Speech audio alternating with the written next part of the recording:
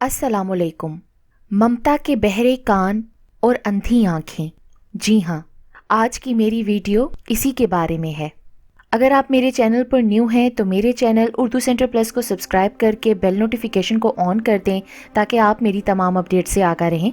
आप मेरी वीडियोस को ज़्यादा से ज़्यादा शेयर करके कार खैर में शामिल हो सकते हैं। अब आप मुझे ट्विटर, फेसबुक और इंस्टाग्राम पे भी फॉलो कर सकते हैं। उन दिनों मेरी उम्र 5 बरस थी। माँ के सुर्ख आंचल को मजबूती से थामे रहने के बावजूद कुछ जालिमों ने बेदर्दी से वो आंचल मेरी कमज़ोर मुट्ठी से छुड़ा लिया था कि जिसकी मुलायमत आज तक अपनी हथेलियों पर महसूस होती है। छोटी सी थी फिर भी माँ की दूसरी शादी याद है और बीते दिनों का एक एक पल मेरी याददाश्त में किसी खजाने की तरह महफूज है। वो दिन जब हम एक खुशियों भरे पुरसुकून घर में रहा करते थे, लॉन में ऐसे दौड़ते फिरते जैसे बागों में तितलियां उड़ती हैं।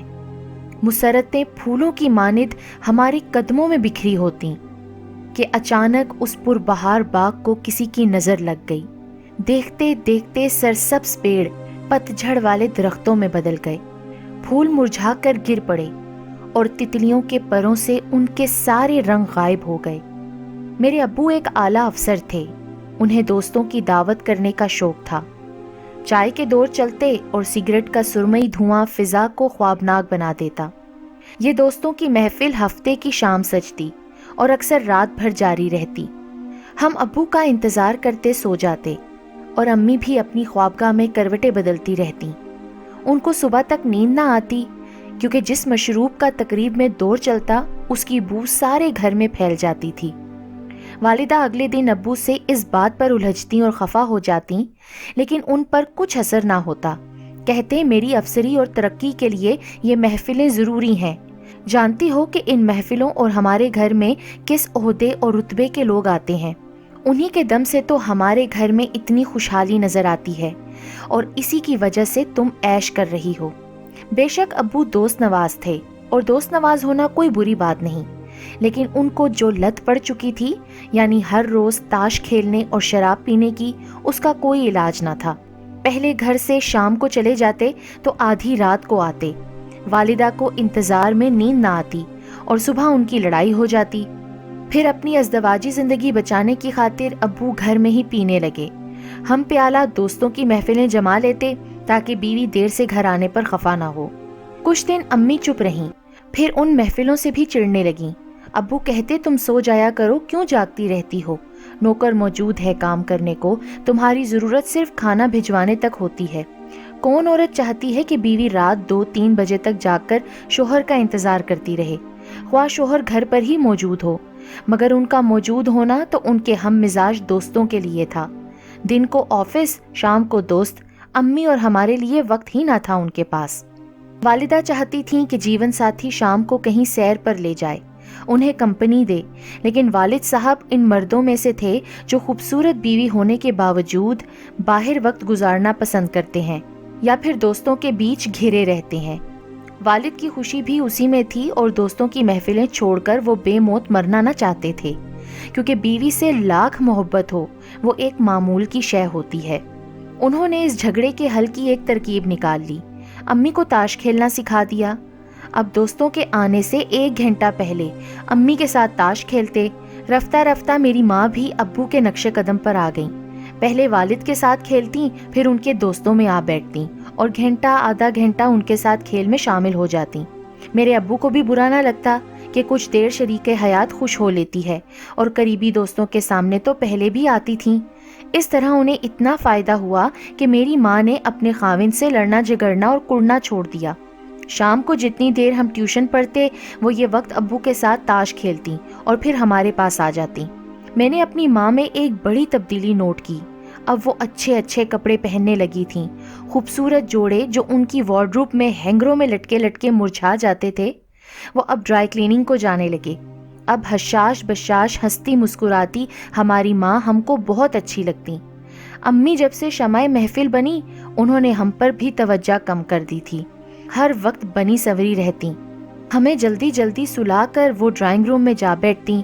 मुझे तो नींद ना आती, دیر تک جاگتی رہتی، سوچتی رہتی کہ پہلے خالی ابو دیر تک وہاں بیٹھتے تھے، اب امی کو بھی اپنے جیسا بنا لیا ہے۔ ان کے دوستوں میں سے ایک کا نام اشفاق تھا اور وہ بہت ہی اسمارٹ تھے، ابو کے اعلیٰ افسر تھے، مگر مغرور نہ تھے۔ ہم سے بہت پیار کرتے اور ٹافیوں کے بڑے بڑے ڈبے لاتے تھے۔ ہم بھی بہت خوش ہوتے، ان کا انتظار کرتے تھے۔ وہ ہر اتوار کو ہمیں گھمانے لے جاتے اور امی خاص طور پر ان کے لیے ان کا پسندیدہ کھانا پکواتی۔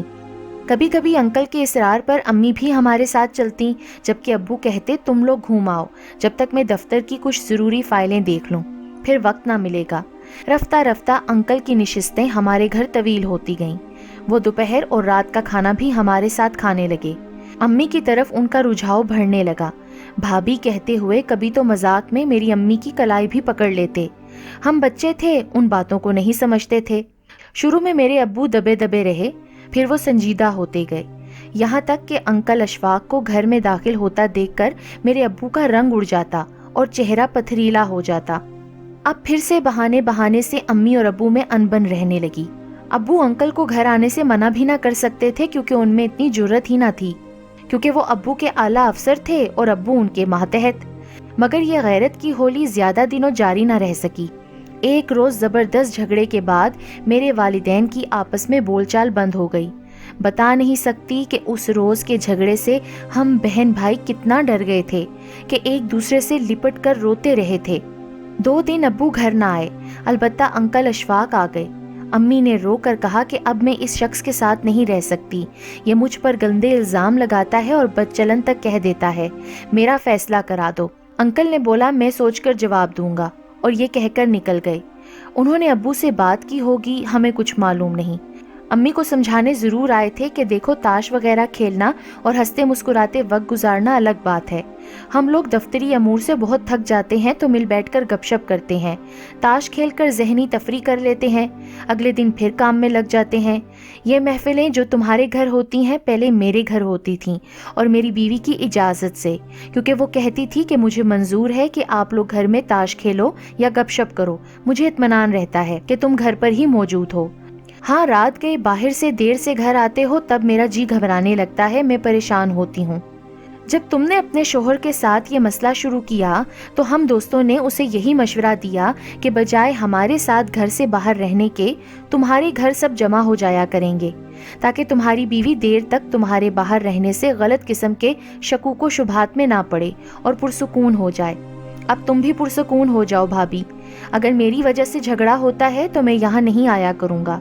میری بھی بیوی بچے ہیں اور تمہارا بھی شوہر ہے، بچے ہیں۔ اگر تمہارا اور تمہارے شوہر کا گھر میری وجہ سے برباد ہو گیا تو لوگ مجھے کیا کہیں گے؟ امی نے بولا کہ میں بہرحال اپنے شوہر سے تنگ ہوں، میں خود اس گھر سے چلی جاؤں گی، پر بھابھی آپ لوگوں کی علیحدگی اچھی بات نہ ہوگی، پرسکون ہو جاؤ، میں آپ کے شوہر کو سمجھا دوں گا، آئندہ وہ تم پر شک نہ کرے گا۔ امی میکے چلی گئیں۔ انکل اشفاق نے ابو کو سمجھایا، انہوں نے ہمارے مرجھائے ہوئے چہروں پر نظر ڈالی تو ان کا دل بھر آیا۔ وہ امی کو منا کر گھر لے آئے۔ زندگی میں کچھ سمجھوتے زیادہ دیر تک ساتھ نہیں دیتے، اور دلوں کو قابو رکھنے کے لیے دماغ کو بڑی جنگ لڑنی پڑتی ہے۔ امی کے دل میں دراڑ پڑ چکی تھی، ابو بہت جلد سمجھوتے کی یہ جنگ ہار گئے۔ ایک بار پھر نہ جانے کس بات پر جھگڑا ہوا۔ اس دفعہ میری والدہ ہمیں اور زیورات بھی ساتھ لے کر میکے چلی آئیں۔ انہوں نے میرے باپ کے ساتھ مزید زندگی گزارنے سے انکار کر دیا۔ پہلے تو نانا ابو نے بہت سمجھایا، جب دیکھا کہ بیٹی کسی صورت راضی نہیں تو خلا کا دعویٰ کیا اور ساتھ بچوں کے اخراجات کا بھی۔ والد صاحب یہ جنگ ہار گئے، ان کی تنخواہ سے رقم کٹنے لگی اور میری والدہ کو ملنے لگی۔ اب امی آزاد تھیں، وہ جب چاہے انکل اشفاق سے شادی کر سکتی تھیں، مگر انکل آزاد نہیں تھے۔ تاہم امی نے رابطہ جاری رکھا۔ بالآخر محنت رنگ لائی، ایک اور سہاگن کی طلاق ہو گئی، وہ ایسے کہ جب انکل اشفاق کی بیوی کو خبر ہوئی کہ میری امی ان کو فون کرتی ہیں تو وہ رو کر میکے چلی گئی، اس نے بھی خلا لے لیا۔ تب اشفاق انکل سے اپنے بچوں کا رونا نہ دیکھا گیا اور بیوی کو بچے دے دیے، جو ہونا تھا ہو گیا۔ اشفاق انکل کے گلے میں بدنامی کا طوق پڑ گیا، ان کی متعلقہ بیوی نے خوب ان کو بدنام کیا اور امی کو بھی، کہ ان دونوں کی عشق مجازیوں کی وجہ سے 2 گھر برباد ہوئے اور بچے دربدر ہو گئے۔ اب بچانے کو کیا رہ گیا تھا کہ جس کی خاطر امی اور انکل اشفاق دنیا کی شرم کرتے؟ बदनामी खूब हो गई थी। सब कहते हैं कि कहीं ना कहीं कोई खराबी होती है तभी ऐसे फैसले हो जाते हैं, मगर सजा तो उन नादानों को मिलती है कि जिनका कोई कसूर नहीं होता। और हम बच्चों की मासूमियत देखें कि जिस रोज अम्मी की दूसरी शादी थी, हम दोनों बहन भाई बहुत खुश थे। बच्चे हमसे पूछ रहे थे, तुमने ये नए और खूबसूरत कपड़े क्यों पहने हुए हैं? मैं और मेरा भाई फख्र से कह रहे थे, आज हमारी अम्मी की शादी जो है, अम्मी दुल्हन वाला जोड़ा पहनेंगी तो कितनी प्यारी लगेंगी। और बच्चे कह रहे थे कि उनके घर पर तो शामियाना लगा है, अभी कुछ देर में बारात आएगी, दूल्हा आएगा तो हम देखेंगे कितना मजा आएगा। और मैं उनकी ये बातें सुनकर ऐसे इतरा रही थी कि जैसे अम्मी की नहीं, मेरी गुड़िया की शादी हो। हम एक अनजानी कैफियत में डूबे हुए थे। फिर ना जाने क्या हुआ, दूल्हा की गाड़ी के आते ही नाना जान हमारे पास आए। उन्होंने हम दोनों को बाजुओं से पकड़ा और एक गाड़ी में बिठाकर हमारी फूफी के घर ले गए। हम सिसकते रह गए कि नाना जान हमको अंदर जाने दीजिए, अम्मी को देखेंगे, मगर उनको हम पर तरस न आया। और शामियाने जगमगाते रंग बरंगे बल्ब और सजी हुई दूल्हा की गाड़ी, सब कुछ नजरों से ओझल हो गया। रात भर रोते हम न जाने कब नींद की आगोश में चले गए।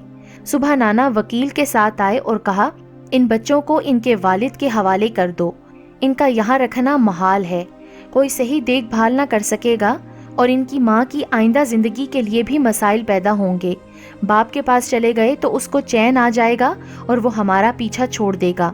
नाना जान तो चले गए तो वकील जो रिश्तेदार भी थे अपने बाजुओं में भरकर बैठ गए।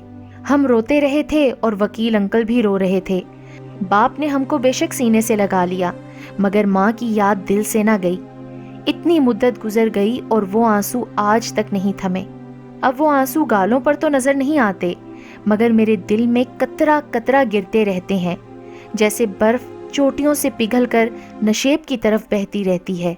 अब्बू ने हमारी खातिर दोबारा शादी नहीं की, हमें माँ और बाप दोनों का प्यार दिया। मैं अब 17 साल की हो चुकी हूँ, मगर लोग मुझे अजीब नज़रों से देखते हैं, क्योंकि जब भी मैं कहीं शामियाने लगे देखती हूँ, शहनाई की आवाज़ सुनती हूँ या सजी हुई कोई दुल्हन दिखाई दे जाती है तो मेरा रंग जर्द पड़ जाता है, हाथ पांव ठंडे हो जाते हैं और मैं चीख मार कर बेहोश हो जाती हूँ। या फिर दबी दबी सिसकियाँ मुंह से निकलती हैं, जैसे कोई नन्ही मुन्नी बच्ची भरे मेले में अपनी माँ से बिछड़ जाती है। हाथ छूट जाए ना तो फिर जुदाई की दीवार अपनों के बीच ऐसी हायल हो जाती है कि एक ही शहर में रहकर भी नहीं मिल पाते। सुना है कि माँ का दिल बच्चे के प्यार से भरा होता है, तो फिर हमारी माँ कैसी थी? क्या हुआ अचानक के बदन पर सुर्ख जोड़ा सजाने के लिए हमारे दिल लहू लहू कर दिए और उसे अपना सुहाग का लहू रंग जोड़ा रास आ गया।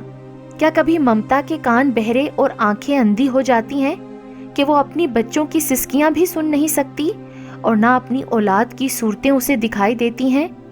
वो दिन और आज का दिन, कभी घर में किसी रिश्तेदार की शादी का कार्ड आ जाए तो मैं घबरा जाती हूँ। कहीं शहनाई बजे और शामियाने लगे या रंग बरंग बल्ब जलते बुझते नजर आए, मेरी रूह में बसी हुई सिसकियां जाग पड़ती हैं और दिल में रंग बरंगे बल्ब आंसू बनकर गिरने लगते हैं। खुदारा अपनी नफसानी ख्वाहिशात के लिए माँ का ममता घोटने से पहले उन मासूम बच्चों पर तो नजर डालो कि जिनका सबसे ज्यादा मुखलिस रिश्ता अपने माँ बाप के साथ ही होता है।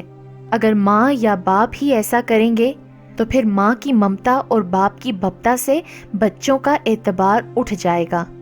झूठ लगेंगी फिर ये बातें कि माँ बाप से बढ़कर प्यार करने वाला इस दुनिया में कोई नहीं होता।